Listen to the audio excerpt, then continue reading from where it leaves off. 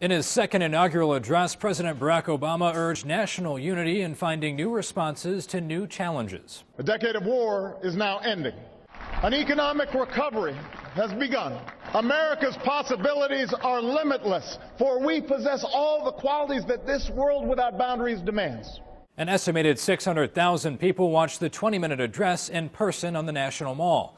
Less than the 1.8 million who came in 2009, but more than second inaugurations typically see. With the ceremony falling on Martin Luther King Jr. Day, the first black president made special mention of the speech the civil rights leader made on the opposite side of the mall in 1963. Mr. Obama also directly addressed topics that have long been considered taboo for American presidents, specifically climate change and gay rights. CBS News has his comments.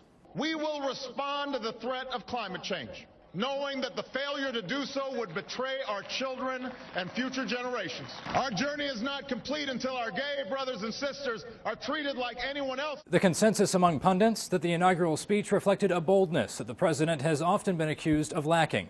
Michael Shear of the New York Times writes, "The president's second inaugural speech was more forceful than his first, putting the nation's voters and the political establishment on notice that he intends to use his remaining time in office to push the country toward the America he envisions."